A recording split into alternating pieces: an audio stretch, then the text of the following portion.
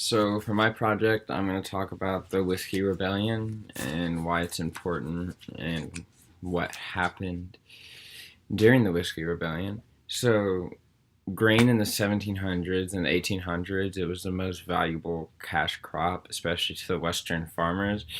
It was very common for them to sell their grain to local distilleries instead of sending it instead of sending it east over the Appalachians, because that would cost a lot more money to send it east, and they wouldn't be making as much of a profit. So why not just sell to local distilleries?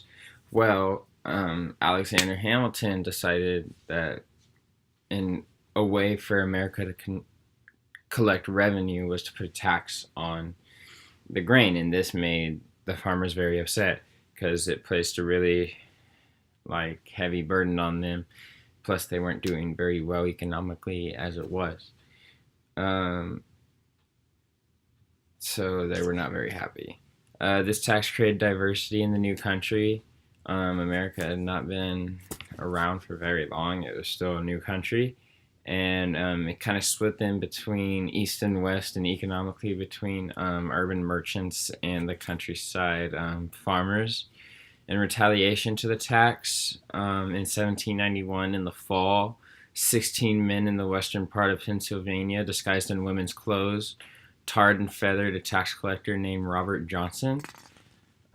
Later, the local deputy marshals met similar fates. Not only were these marshals tarred and feathered, they would get whipped and flogged and robbed and just completely beaten, and some of them would be left for dead, tied up. It was really, really bad.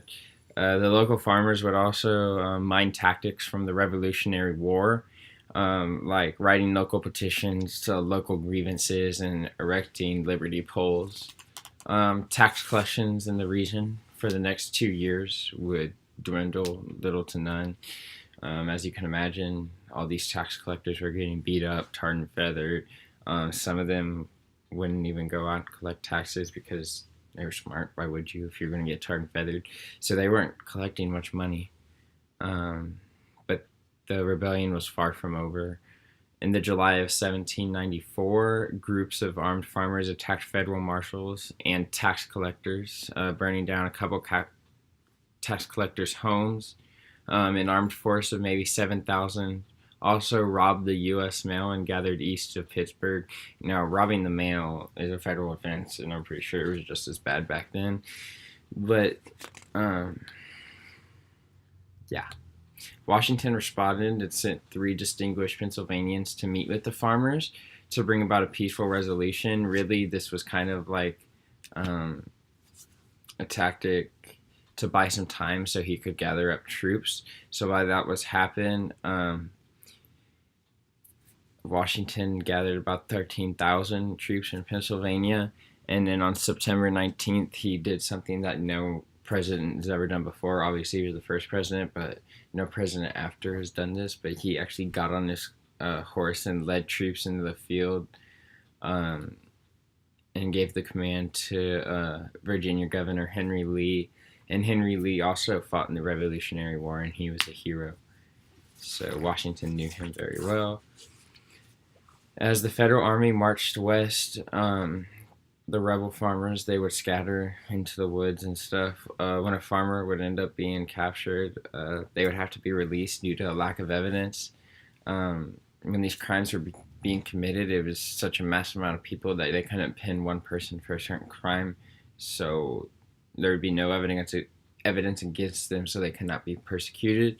Even 2 men who were sentenced to do the death penalty, President Washington would give them a pardon, which showed really how much remorse President Washington had. The Risky Rebellion is very important because it shows that the federal government had the power to, quarrel internal unrest so that they were able to put it down with the federal government and their troops. But it also showed the grievances of these farmers and that they really did not have a say in this tax and they felt like they should have, and that this was their livelihood, versus other people who don't have to go through this. So I can see why they're upset.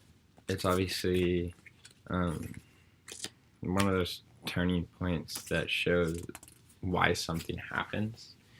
But I think we can learn a lot about from this today as far as government involvement in things. But that's just personal opinion on how you see it. But that was the Whiskey Rebellion, and thank you for watching.